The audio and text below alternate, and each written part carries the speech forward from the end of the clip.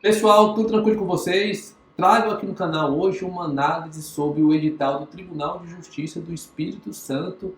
Temos o primeiro TJ no ano de 2023. Esse ano, como já falei aqui no canal, promete ser recheado de tribunais de justiça, de concursos, né? Teremos o TJ Ceará mais à frente, TJ Rio Grande do Norte, TJ Bahia, TJ Amapá e inúmeros outros. É uma carreira que promete bastante nesse ano de 2023 e o TJ Espírito Santo foi o primeiro a soltar o seu edital. O edital veio bem interessante, teremos provas ali em março, pouco mais de 2 meses de preparação. Você precisa utilizar esse tempo de forma estratégica, tá certo? Vou falar aqui desse vídeo sobre os pontos principais do edital e também estratégias de preparação para o melhor aproveitamento dele. Por isso, se liga e fica atento até o final desse vídeo, tá certo? Como eu faço em outros vídeos, eu preparei um estudo sobre esse edital e vou começar a compartilhar com vocês nesse exato momento, tá? Então esse vídeo vai falar do TJ Espírito Santo, a análise do edital. É o seguinte, quais são as principais informações do edital, tá? Nós teremos vagas para diversos cargos, né? São diversas especialidades de analista judiciário. Nós não teremos vagas para técnico judiciário, o que é algo incomum, certo? Às vezes os tribunais de justiça lançam vagas para técnico, mas não lançam para analista. Agora nós vemos o inverso. Temos vaga para analista, mas nós não temos vagas para técnico, tá? Vagas. Vagas teremos 85 vagas para analista judiciário, área judiciária e direito, e 20 vagas para oficial de justiça. Isso aqui é o quantitativo total de vagas, somando a ampla concorrência e as cotas, tá? Eu gostei bastante desse número de vagas, certo? Esse número de vagas é o número mínimo de candidatos que serão convocados. E eu tenho reparado que os tribunais de justiça eles ficam numa postura bem defensiva, colocando um número pequeno de vagas no edital e colocando cadastro de reserva para não se sentirem obrigados a nomearem todos eles. Mas não, o Tribunal de Justiça do Espírito Santo colocou um número bom de candidatos a serem convocados, um bom número de vagas no edital, porque quer nomear logo. Tá? Isso aqui seria de rápida nomeação. Certo? O cadastro de reserva que demoraria um pouco mais para ser convocado, mas isso daqui, se nós estamos falando prova em março, é bem capaz que ele comece a convocar os candidatos ainda nesse ano. Eu imagino que ali no início do segundo semestre de 2023. Então é muito bom isso. É muito bom um concurso com muitas vagas, vocês vão se sentir mais motivados, porque a chance de entrar no serviço público é palpável e de uma certa forma rápida. Porque às vezes o candidato é aprovado no concurso público, mas como tem poucas vagas e o cadastro de reserva é enorme, aí ele demora para ser convocado. Algo bem diferente do que a gente vai encontrar aqui, certo? E por que eu digo que foi um bom quantitativo de vagas? Porque eu fiz uma comparação com outros concursos, tá? Do ano passado, ó, nós tivemos o TJ Piauí, foram 30 vagas de analista e 12 de oficial. Ceará, 25 analistas e 10 de oficial.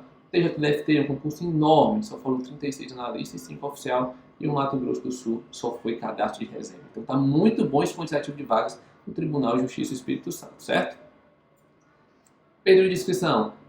As inscrições vão do dia 16 de janeiro a 6 de fevereiro. Pelo amor de Deus, não percam esse prazo. Tem muita gente que quer deixar para pagar o boleto no último dia. Se você já tiver condições, pague logo, porque é danado para alguém esquecer ou ter algum problema no pagamento e ficar de fora desse concurso. Por isso, faça sua inscrição e pague o boleto dela o quanto antes. As provas estão previstas ali para 19 de março, pouco mais de 2 meses entre o edital e a prova. As provas terão 4 horas e 30 minutos, certo? Nós temos a banca Sebrasp. Banca Sebrasp, tem gente que gosta, tem gente que não gosta. Vou já falar sobre a banca, tá? E nós teremos uma prova objetiva de 120 itens, assim naquele estilo certo e errado, e uma discursiva que vai valer 10 pontos. A objetiva vale 120 pontos, certo? Então vamos lá, vamos agora falar de estratégias de preparação. Tá? A nossa banca é a Sebrasp, banca CESP, que muitas vezes é temida pelos candidatos. Tá? Por quê? Por causa desse estilo de questões certo e errado, em que uma errada anula uma certa. Tá? É muito mais fácil você identificar nesse tipo de questão um erro numa assertiva, porque uma palavrinha deixa a assertiva errada. Mas uma assertiva certa é muito difícil de você identificar, porque ela tem que estar toda certa.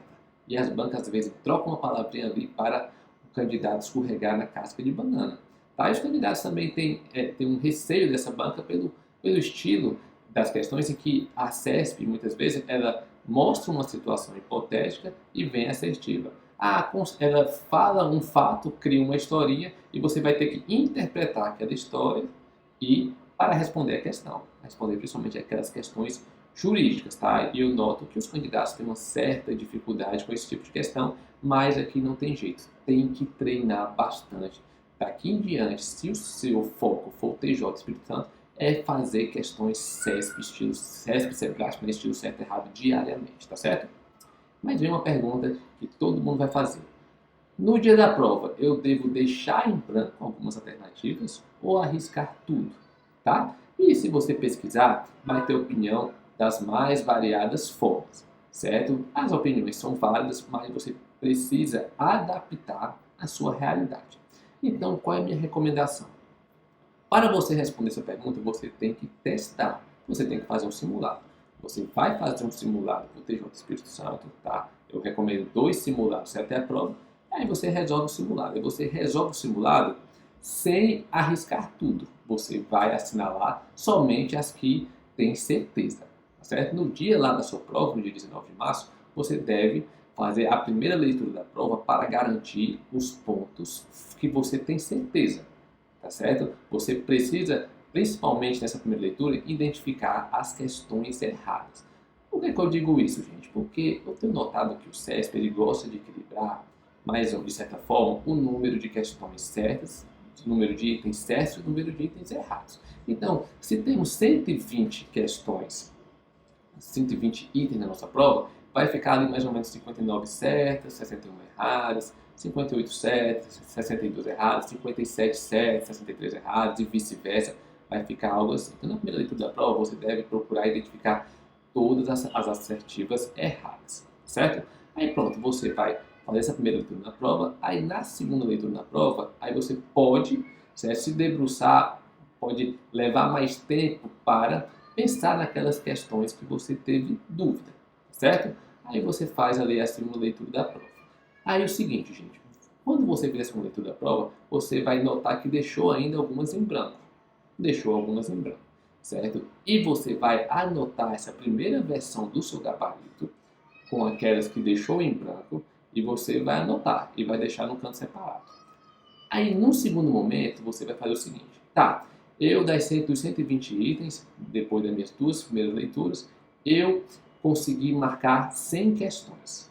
Das 100 questões que eu marquei, foram 55 certas, 55 erradas e 45 certas. Ou seja, se você marcou 55 erradas, você praticamente descobriu todas as erradas daquelas 60, né? Como eu falei, o CESP tende a balancear o número de certos e o número errados. Aí o que acontece? Aí, nesse caso, você vai fazer um chute consciente. Qual é o chute consciente? Nas 20 questões que você não assinalou, você vai marcar tudo certo, porque foi aquela opção menos indicada nas 100 primeiras questões que você resolveu com certeza. Então você marca tudo certo e você faz um chute consciente. Aí tá certo. Então você tem a primeira versão do seu gabarito em que deixou em branco e a segunda versão arriscando tudo. Nesse caso a gente arriscou tudo certo. E você vai comparar. No fim das contas, você conseguiu uma pontuação líquida deixando em branco, uma pontuação líquida maior, deixando em branco ou arriscando tudo? Aí o que acontece? De posse disso, aí você vai ver, não, no dia da prova é melhor deixar em branco. Não, no dia da prova é melhor arriscar tudo, tá? Mas isso você só vai descobrir se você testar, se você fizer um simulado.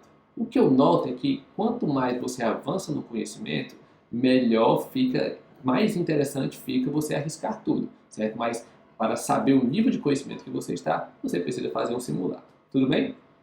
Vamos aqui à frente. Estratégia de preparação, como nos preparar para a prova objetiva. Aqui vai ser orientações para analista judiciário, área judiciária e direito. Tá? Na parte de conhecimentos básicos, a gente vai ter de português, raciocínio lógico, informática, ética e legislação. Né? Você vai focar em questões e na lei seca quando o caso. Questões das matérias não jurídicas. Português, raciocínio lógico, informática, ética. Ética eu sei que tem os normativos, mas os normativos você focaria na lei seca, assim como a legislação específica. Eu falo de foco em questões, principalmente para português, raciocínio lógico e informática, porque você foca em questões, você faz questões por 2, 3 semanas e após esse período você vai ter condições de identificar algum assunto de raciocínio lógico, algum assunto de informática que você está com mais dificuldade. Aí nesse segundo momento, aí sim você estuda somente aqueles tópicos que está com mais dificuldade. É o estudo reverso que a gente chama, tá certo? E na parte de conhecimentos específicos, eu fiz aqui uma pesquisa, né? Eu tenho estudado bastante as provas do CESP e notei que 75% das questões das disciplinas jurídicas, né, que integram conhecimentos específicos, cobram lei seca, 75%. Doutrina, 15%, e jurisprudência é a banca que cobra mais jurisprudência, com 10%. Não quer dizer que você vai priorizar a jurisprudência, até porque lei seca são 75% das questões. Então, quando você for montar o horário de estudo, você observa isso. Ah, constitucional, eu vou estudar 4 horários de constitucional, então seria ali 2 de lei seca, 1 de doutrina, 1 de jurisprudência. Não vai dar redondinho a percentagem, mas aí você vai fazer os ajustes necessários. Mas o importante é que você estude a lei seca em primeiro lugar, tá certo? E agora falando da prova discursiva. Na prova discursiva nós teremos um texto dissertativo. Muitas vezes o CESP cobra, cobra respostas às questões, cobra estudo de caso, não foi o caso. Vai ser dissertação sobre um tema da atualidade, tá certo? E aí, como se preparar? Você precisa adquirir um curso teórico-prático. Não pode ser somente teórico, precisa ser prático, porque alguém precisa corrigir os seus textos, certo? Então, nesse curso, tem que estar previstas correções para que você envie o texto que você elaborou e alguém corrija e indique o que precisa ser melhorado, certo? Outra coisa, a sua discursiva somente será corrigida se você conseguir boa pontuação na prova objetiva. Qual a implicação disso? É que você não deve priorizar o estudo da discursiva, tá certo? Você, se nós estamos aqui em janeiro, quando saiu o edital, você pode deixar para praticar a discursiva ali mais ou menos a partir de meados de fevereiro. Enquanto isso, é foco total no objetivo para você conseguir uma boa pontuação, certo?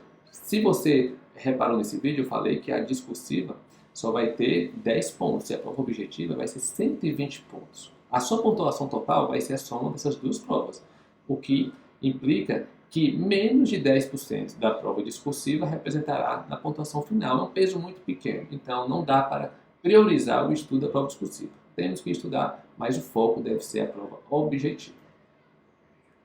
Aqui eu finalizei a apresentação, tá certo? Vou voltar aqui para a minha tela. Gente, é isso mesmo, é direto ao ponto, o edital está muito interessante, eu não falei nesse vídeo, mas o conteúdo programático não achei muito longo. Tem editais de analista judiciário que cobrem inúmeras leis de civil, inúmeras leis de penal, de processo penal, de administrativo, é praticamente tudo de tudo. Aqui não, certo? No Tribunal de Justiça do Espírito Santo ele selecionou bem os assuntos de cada disciplina, nós não temos disciplinas com assuntos infinito, tá? É perfeitamente possível você ver o edital até a prova, mas precisa de estratégia, tá certo? Você precisa ver a maior quantidade possível de assuntos e repetir os principais, porque de nada adianta se você chegar ali no dia 19 de março e não se lembrar do que estudou anteriormente, tá? Então foque na lei seca que você vai ter com toda certeza um bom desempenho nesse concurso. E se você estiver precisando de uma orientação específica para o Tribunal de Justiça do Espírito Santo, eu vou deixar aqui na descrição desse vídeo um link para você conhecer a reta final para o cargo de analista judiciário, área judiciário e direito. E se for alguma dúvida, você comenta aí embaixo. Se não é inscrito no canal, se inscreve, deixa o seu like, que toda semana eu estou compartilhando um vídeo novo com dicas valiosas para a sua preparação em concursos públicos. Te vejo na próxima, até mais.